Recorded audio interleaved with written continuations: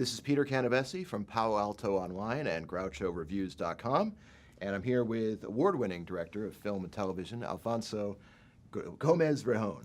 You got it right. All right. Thank you. We're here to talk about your breakthrough feature, Me and Earl and the Dying Girl, and filmmaking as a coping mechanism for illness and mortality is intrinsic to the plot of this movie, and also something that drew you to the story, if I understand correctly. So can you talk about filmmaking as therapy and how it works for Greg and if it worked for you? Yes, I mean, you're exactly right. I go back to when I started becoming obsessed with movies as a teenager, certainly when I was 11, 12, maybe even younger, but usually 12, 13, 14. Those are some very, very difficult times for me in high school, and I think we all can relate to some of our years in high school being our worst and our most difficult. At least at that point in your life, they are the hardest to get through, and sometimes in retrospect they are, because you feel a certain pressure that those decisions you make will kind of decide your future, and you're not entirely wrong. Who do you hang out with and where do you go to school and all that.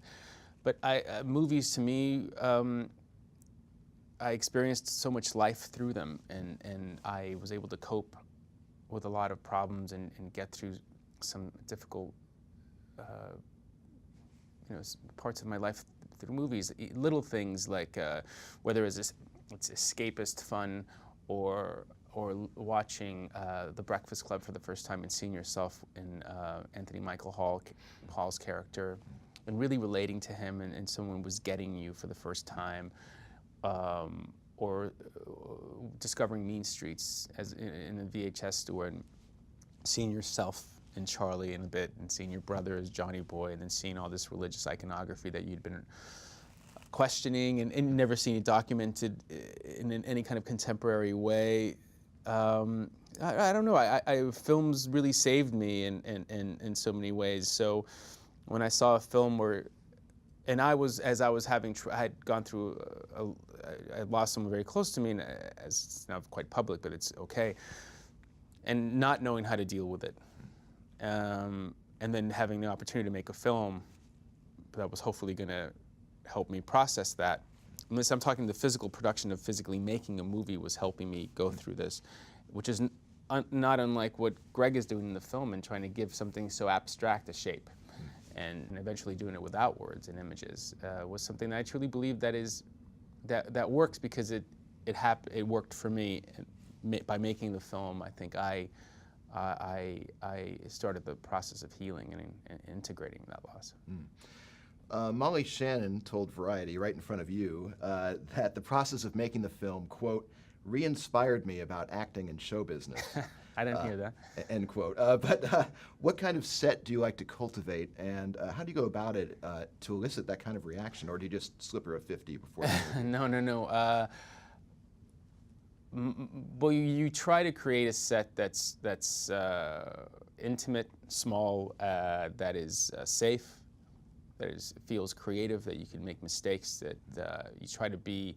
I love actors so much that I try to be as close to them as possible, or close to the camera as possible, as opposed to being up by a monitor, behind a wall, because what's the fun of that? You want to be there when it's happening and being in the room with them. But I'd like to create an atmosphere because I feel safe in an environment like this. You want people to create an environment for you that's not unlike the one you create for the actors.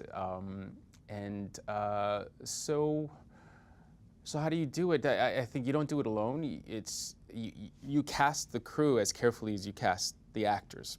I started as a PA, and I'll always continue to feel like one, and I know what it's like to be considered at the bottom of that, the crew list, and how wonderful it feels when your voice is heard and when you're treated like a colleague.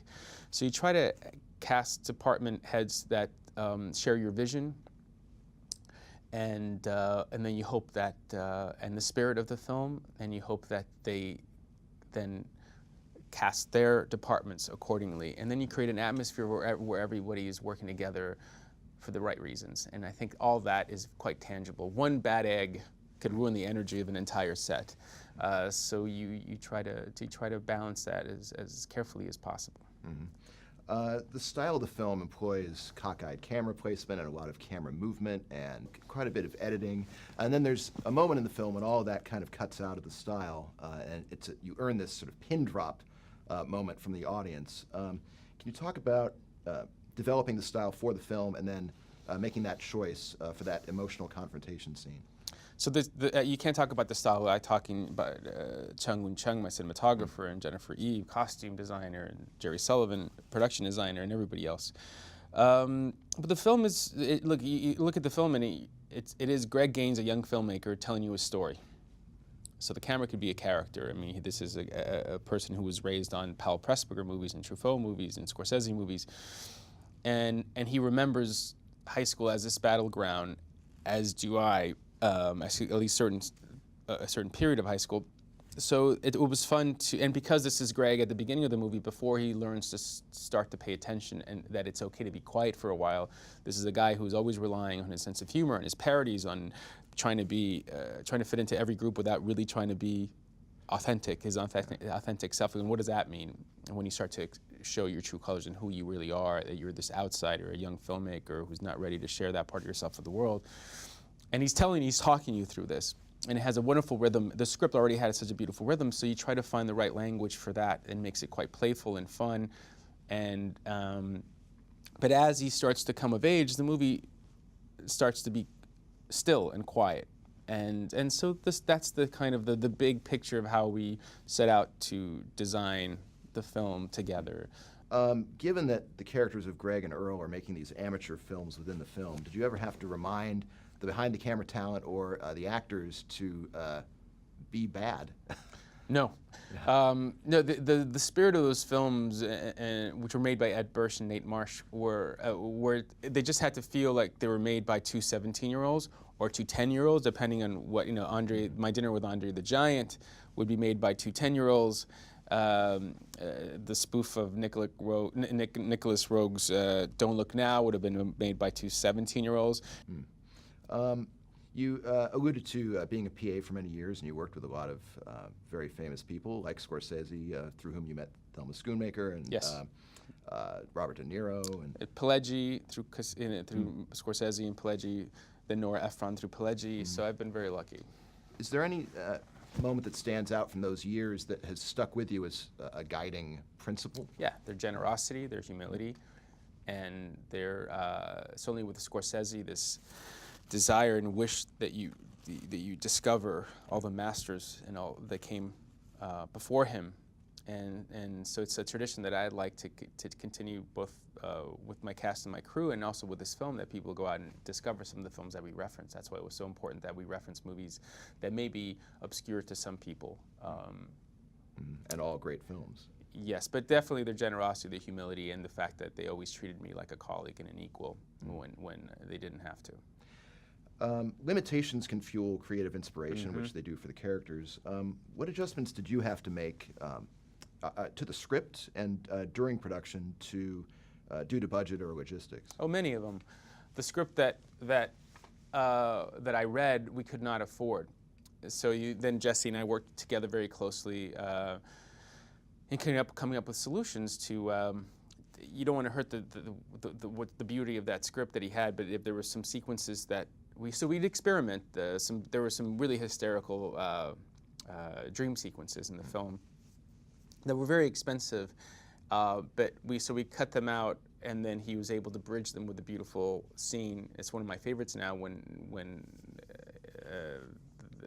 it doesn't matter what it is, but so it's about giving the script a shape that you could afford, but without losing anything that is the spirit of the film and the heart of the film.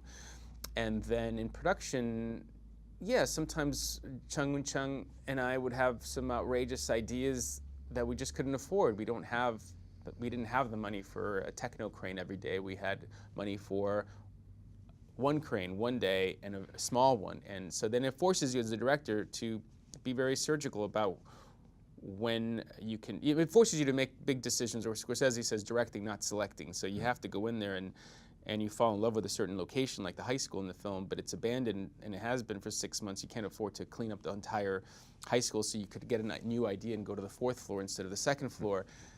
you have to make all these decisions beforehand. It is, you start directing and being very decisive because you have no choice.